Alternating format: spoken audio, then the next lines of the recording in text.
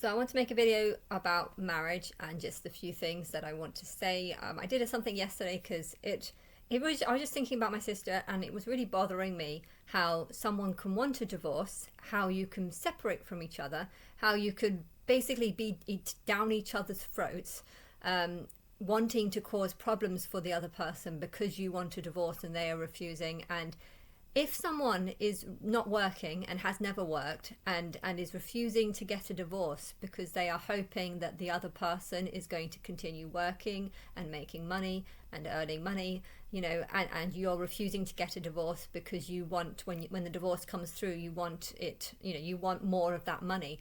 I think it's incredibly unfair that this should be legal. I want to create a world full of smart, intelligent people, and not create a world of but there's a bunch of scroungers who are not working, who are deliberately putting off a divorce just so they can make more money. What my sister did was annoying. Her partner left her and wanted nothing to do with her, and was was getting restraining orders on her, and causing trouble for her by claiming to social services that she was completely incapable, completely dangerous and stuff like that. And she was acting mad. She went through a mental breakdown, and she wasn't safe around babies by herself. Maybe she could have done it for a couple of hours, but she couldn't have lived with the child. So there was some truth to that. But I feel like part of his anger was coming from the belief that he's now making 100,000 a year, and every single year that this marriage stays in place, Sophie's going to get another 50,000. Okay, I don't believe she got any of that. She got less than $500,000, and I was told that they had $1 million about a year before they got divorced. So either he had just been spending lots of money in those past 2 years, or he was earning money but putting it into he was likely earning money and then putting it into a company whilst claiming that he doesn't have any more money because it's in the company. I think he'd done that, and I don't think that's wrong. What I think is wrong is the fact that he would have to hide that. I think if someone files for a divorce, the divorce should actually take place on the day that you file the divorce. And I would change that. I know there's a lot of stupid Christians that are like, marriage is forever, and it's just like, well, you're not penguins. We're not penguins. And if you want to get a divorce, and usually when people get a divorce, they don't just say, right, I'm getting a divorce. They think about it. They file a divorce, they say all the reasons why, but usually there's a build-up. In for my sister's new partner's example, if I look at my sister's new partner, he didn't actually hasn't filed for divorce yet. So they've been separated for 2 years. She went on to see someone else for like a whole year, and so they had been completely separated for about 6 months before he met Sophie. So it's not like Sophie broke up the relationship or anything. They were separated, and they were both, well, I don't know if he was seeing someone else, but she was seeing someone else. But because she had 3 of his kids, I don't know, he met Sophie and got her pregnant straight away. And I think even then he didn't want to get a divorce because he wasn't certain that, like, the partner of the other partner killed himself. So she was dating him for a year, and then he killed himself. And so my sister was saying that if he hadn't have been with her, if he hadn't have been having a child with her, he might have actually he might have gone back with the ex-partner, even though he didn't want to. And I don't think he would probably argue that he wouldn't, but my sister saw that there was still a connection, so there was a chance that he would have gone back. He doesn't like the idea of someone else just sort of living off him, and I think Lucy was not contributing anything to the bills, and because she was demanding expensive cars and stuff, she was actually just adding to his sort of debt problem whilst living off him. And I think he wanted to separate for a decent reason, and he didn't get a divorce, probably because he's thinking of the kids and stuff. And I think if you refuse to file a divorce, there is a chance that you are doing that because you think that you might still get back together. You're not going to spend a few £100s on a divorce. I think when you file a divorce, you have to You have to have a lawyer, you have to give them quite a lot of money and say that I want this divorce. After you've given them £300-400, or it might even be 1,000. I don't know how to start the divorce process. I don't know, but you have to give them a decent amount of money, and they file the thing, and I think that should actually end the payment commitment. I mean, if you end up cancelling it, then you just lose the money that you've spent on it so far. But I think this is how it should be, because I don't like the idea of people who are not earning anything deliberately causing problems for the other person, whilst the other person is financially paying for them to be ripped off by the other person. Marriage is supposed to be a nice thing, and it's not a nice thing if you now hate each other, you now can't stand each other, and you're earning money, and even if you're earning 40,000 a year, if you're earning 40,000 a year and you've got a partner that is refusing to get a divorce because she's hoping to get £20,000 of what you're making, or if you're spending lots of money on bills and stuff, you probably won't have 20,000 left, but whatever you have left, she's going to take half, and I think that's what Marco right now is paying for the bills on Sophie's properties, and I think he's doing that because when the divorce comes through, he doesn't want to give much more to Lucy, so he's paying for stuff on the sort of knowledge. But this shouldn't be like this. It shouldn't be like this where you hate each other and you're just thinking, how can I financially give the other person less money? This is not a nice way to be. I've been with them for 20 years, and now I'm trying to hide money from them and pretend that I'm not working, and George, I think he pretended that he hadn't been working for 2 years, and he shouldn't have had to do that. He should have just said, no, we separated, and I realised she can't look after kids, and I completely lost interest in her, and from that moment on, I wanted a divorce. And I don't think he filed straight away. I think there was a 3-month period because he was hoping that Sophie was just going through postnatal depression and would get over it. And 6 months later she didn't, so he filed for divorce. And this is a sort of normal process. Even if you file for divorce and the lawyer finds out that you haven't even told the partner, and the partner's completely unaware, then they might make a request. I would say if your lawyer comes across someone who's making a divorce from someone, and yet the partner has absolutely no clue that it's around the corner, then I think it might be fair to say, right, well, I'll file the divorce, but I'm going to have to add on 3 months because it's unfair for the partner. The partner should have some sort of warning. But if you've been separated for months or perhaps even years, a divorce is coming, and therefore if you wanted to file a divorce, I think that the payments it should be done based on this. If you have a huge amount of money, but you can prove that 100,000 in the last year is what is new money that you made whilst filing for this divorce, I think that shouldn't be counted as part of the sort of 50-50 arrangement, because I think that's unfair,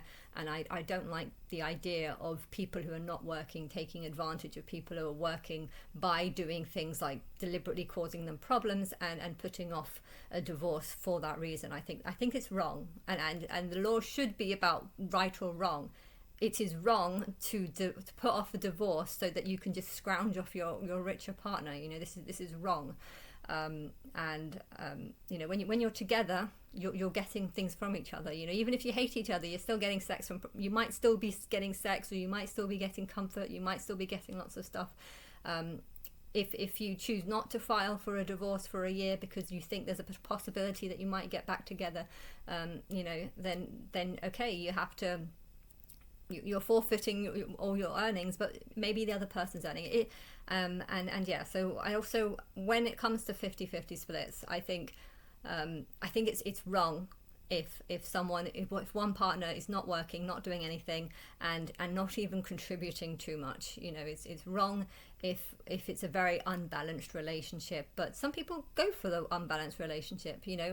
Some guys are rich and old and they don't need money, hence they want to find someone who's good looking and younger, and can offer youth or something. Sometimes people like that, but if they do want to get a divorce, often when this starts happening, the other person starts getting angry or nasty or bitter, and then suddenly it becomes unfair. If someone has been earning like £1 million every single year for the last 20 years, and this person just sunbathes and just has a good life, making laws and rules should be about fairness, and it is not fair to say that this should be a 50-50 split, because it was not a 50-50 marriage. It was a 30-70% marriage.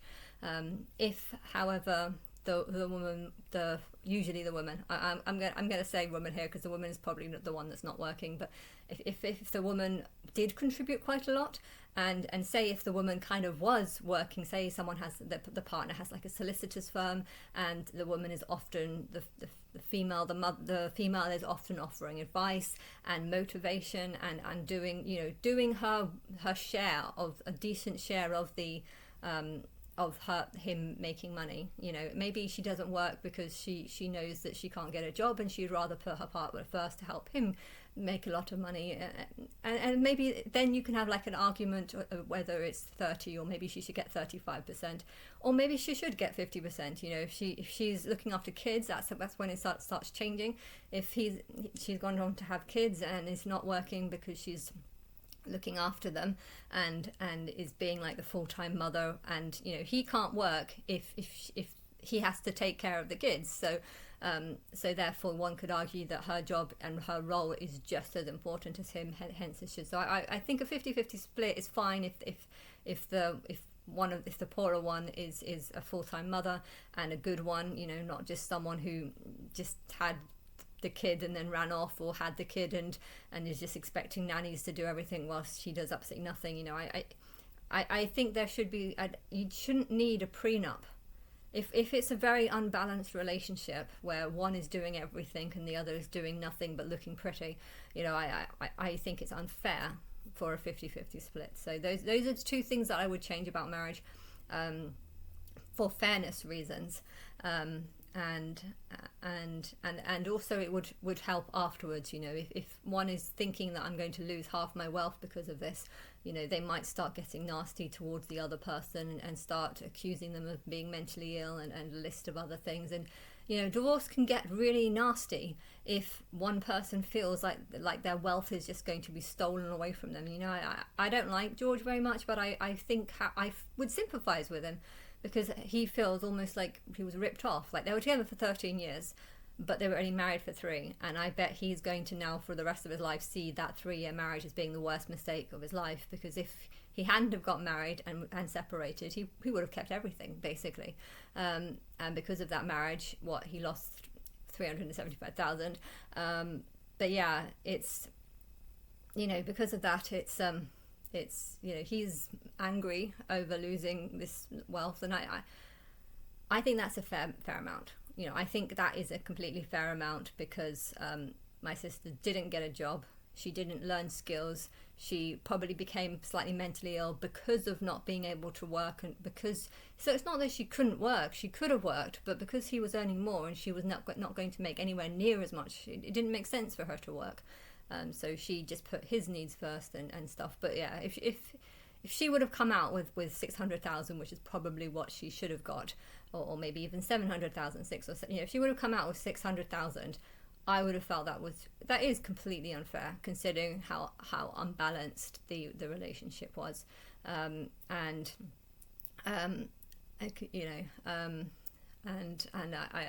would like to say that, because I think balance in a relationship is very important, but if you choose to have an unbalanced relationship, then if you have a divorce, I think it's fair to have an unbalanced divorce too.